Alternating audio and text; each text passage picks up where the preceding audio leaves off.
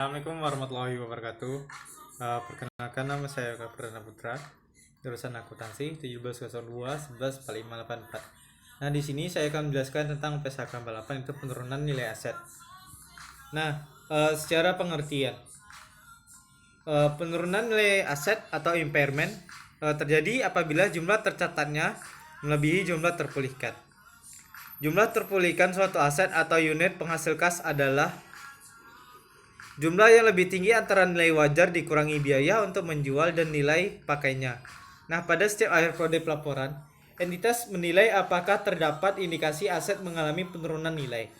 Jika terdapat indikasi tersebut, maka entitas mengestimasi jumlah terpulihkan aset tersebut.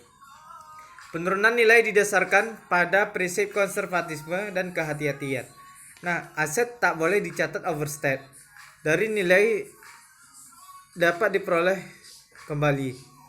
Aset harus disajikan sebesar nilai yang mencerminkan manfaat ekonomi yang akan diperoleh di masa depan. Jika nilai di masa depan lebih rendah dari nilai tercatat, maka aset harus diturunkan dan pengukuran nilai dapat dilakukan untuk satu unit aset tunggal maupun yang satu kelompok aset. Ada aset yang dapat menghasilkan arus kas independen dari aset atau kelompok aset lain. Jika suatu aset dapat menghasilkan arus kas independen, maka beberapa aset yang dapat menghasilkan arus kas jika berada dalam kelompok aset, sehingga penurunan nilai dilakukan untuk satu unit penghasil kas. Contoh unit penghasil kas adalah investasi asosiasi, investasi di anak perusahaan, dan investasi suatu unit pabrik. Aset dapat diperoleh kembali melalui penjualan atau value through sales dan penggunaan atau value through sales.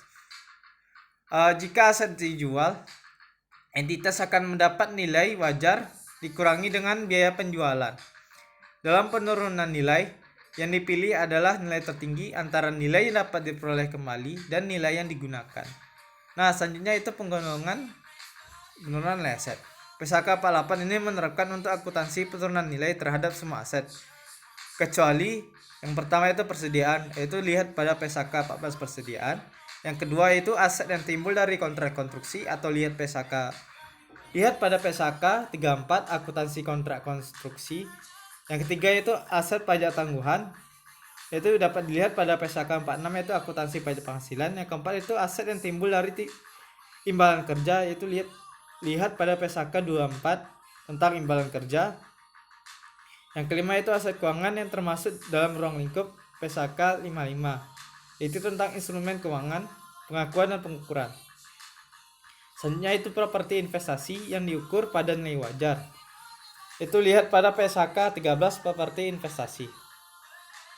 Biaya akuisisi tangguhan dan aset tidak berwujud yang timbul dari hak konstruktual penanggung berdasarkan kontrak asuransi yang termasuk dalam ruang lingkup PSAK 28, yaitu tentang kontrak asuransi. Selanjutnya itu yang ke-8 yaitu aset tidak lancar atau kelompok atau lepasan yang diklasifikasikan sebagai dimiliki untuk dijual, itu sesuai dengan PSAK 58, yaitu tentang aset tidak lancar yang dimiliki untuk dijual dan operasi yang dihentikan. Selanjutnya PSAK 48 ini berlaku untuk aset keuangan yang dikelompokkan sebagai investasi dalam, yaitu pertama entitas anak, itu pada PSAK 4 tentang laporan keuangan konsolidasian dan laporan keuangan tersendiri. Yang kedua itu ventura bersama, lihat pada PSAK 12 yaitu tentang bagian partisipasi dalam ventura bersama. Yang ketiga entitas asosiasi, itu terdapat pada PSAK 15, yaitu tentang investasi pada entitas asosiasi. Selanjutnya PSAK 48 ini tidak berlaku untuk aset keuangan yang termasuk dalam ruang lingkup PSAK 55 dan properti investasi yang diukur pada nilai wajar sesuai dengan PSAK 13. Namun demikian, PSAK 48 ini berlaku untuk aset yang dicatat pada jumlah revaluasian, yaitu nilai wajar sesuai dengan pernyataan lain, seperti model revaluasi dalam PSAK 16, yaitu tentang aset tetap. Selanjutnya indikasi penurunan nilai aset. Ada dua informasi minimum yang perlu dipertimbangkan entitas perihal adanya indikasi penurunan nilai. Di antaranya, yang pertama itu informasi eksternal, meliputi yang A, perubahan signifikan nilai pasar, yang B, perubahan signifikan teknologi, pasar, ekonomi, dan lingkup hukum.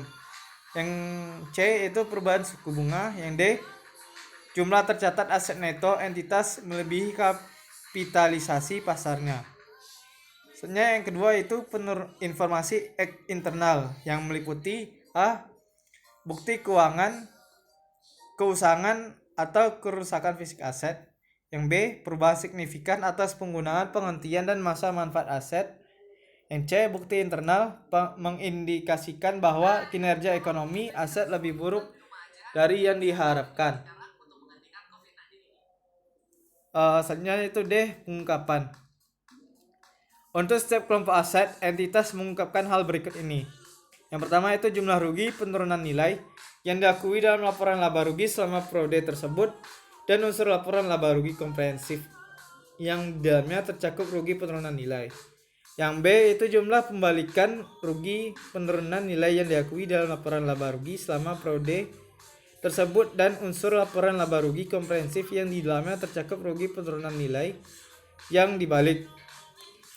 Selanjutnya itu C, jumlah rugi penurunan nilai atas aset revaluasian yang diakui dalam laporan laba rugi komprehensif lainnya selama periode itu.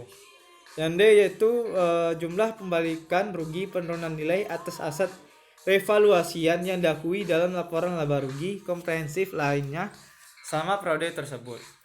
Nah, menurut PSAK 48 sendiri, pada setiap akhir periode pelaporan, entitas menilai apakah terdapat indikasi aset mengalami penurunan nilai. Jika terdapat indikasi tersebut, maka entitas mengestimasi jumlah terpulihkan aset tersebut. Suatu aset mengalami penurunan nilai jika jumlah tercatatnya melebihi jumlah terpulihkannya. Terlepas apakah terdapat indikasi penurunan nilai entitas juga. Terlepas apakah terdapat indikasi penurunan nilai, entitas juga yang pertama, menguji penurunan nilai aset tak berwujud dengan masa manfaat tak terbatas atau aset tak berwujud yang belum dapat digunakan secara tahunan dengan membandingkan jumlah tercatatnya dengan jumlah terpulihkannya.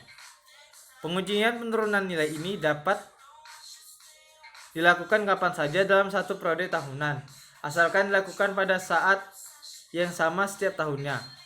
Aset tak berwujud yang berbeda dapat diuji penurunan nilainya dalam periode tahun berjalan. Aset tak berwujud tersebut diuji penurunan nilainya sebelum periode tahunan berjalan berakhir. Yang kedua itu menguji penurunan nilai goodwill yang diperoleh dalam kombinasi bisnis secara tahunan. Dalam menilai apakah terdapat indikasi bahwa aset mungkin mengalami penurunan nilai, entitas minimal mempertimbangkan hal-hal berikut ini. Yang pertama, terdapat indikasi yang diobservasi bahwa nilai aset turun secara signifikan selama periode tersebut lebih dari yang diperkirakan sebagai akibat dari berjalannya waktu atau pemakaian normal. Yang kedua, perubahan signifikan dalam hal teknologi, pasar, ekonomi, atau lingkup hukum.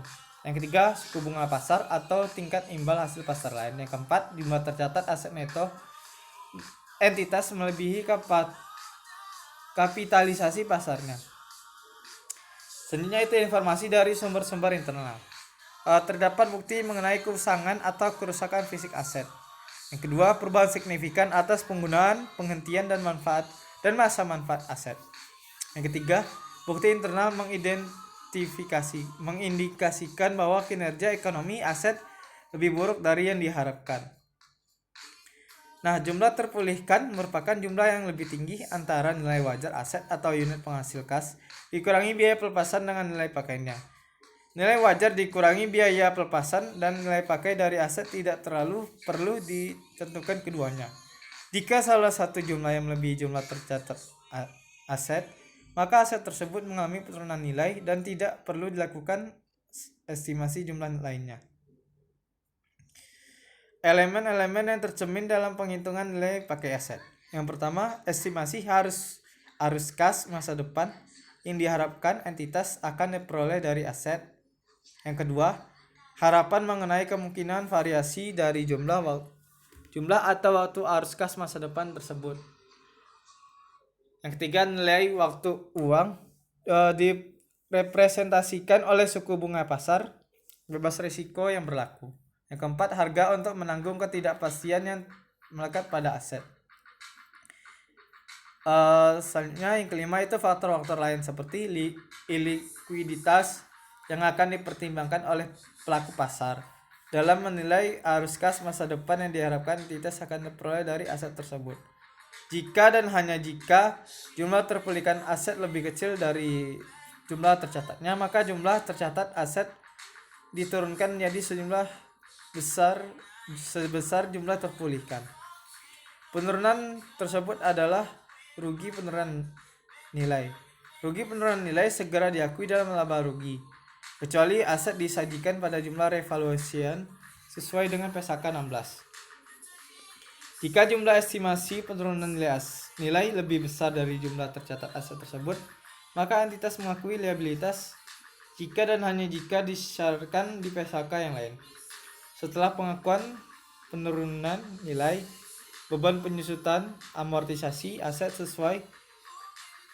disesuaikan di periode masa depan untuk mengalokasikan jumlah tercatat aset revision setelah dikurangi nilai residu jika ada dan secara sistematis selama sisa umur manfaatnya. Selanjutnya, unit penghasil kas. Unit penghasil kas adalah kelompok aset terkecil teridentifikasi yang menghasilkan arus kas masuk yang sebagian besar independen dari arus kas masuk dari aset atau kelompok aset lain. Jika terdapat indikasi bahwa aset mungkin mengalami penurunan nilai, maka jumlah terpulihkan diestimasi aset individual tersebut. Jika tidak mungkin untuk mengestimasi jumlah terpulihkan aset individual, maka entitas menentukan jumlah terpulihkan dari unit penghasil kas yang mana aset tercakup.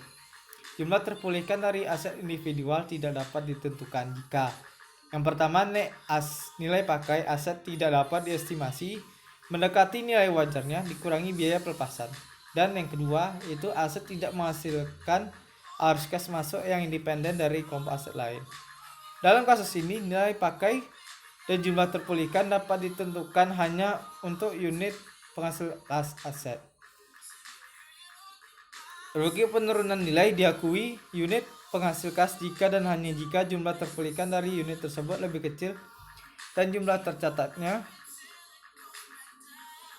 Rugi penurunan nilai dialokasikan untuk mengurangi jumlah tercatat aset dari unit tersebut dengan urutan sebagai berikut. Yang pertama, untuk mengurangi jumlah tercatat atas setiap goodwill yang dialokasikan pada unit penghasil kas tersebut atau kelompok unit. Dan yang kedua, yaitu ke aset lainnya dari unit tersebut atau kelompok unit dibagi prorata atas dasar jumlah tercatat setiap aset dalam unit tersebut atau kelompok unit. Jurnal pembalik kerugian turunan nilai. Entitas pada akhir periode pelaporan apakah terdapat indikasi bahwa rugi penurunan nilai yang diakui atas aset atau selain goodwill pada periode sebelumnya mungkin tidak ada lagi atau mungkin telah menurun. Jika terdapat indikasi tersebut, maka entitas mengestimasi jumlah terpulihkan aset tersebut. Rugi penurunan nilai yang telah diakui dalam periode sebelumnya untuk aset setelah goodwill dibalik jika dan hanya jika terdapat perubahan estimasi penggunaan untuk menentukan jumlah terpulihkan aset tersebut sejak rugi penurunan nilai aset diakui. Jika demikian, jumlah tercatat aset dinaikkan ke jumlah terpulihkannya. Kenaikan ini merupakan suatu pembalikan rugi penurunan nilai. Selanjutnya, pembalikan rugi penurunan nilai aset individual. Jumlah tercatat aset yang meningkat selain goodwill terdapat yang dapat diatribusikan ke pembalikan rugi penurunan nilai tidak boleh melebihi jumlah tercatat atau neto setelah amortisasi atau penyusutan.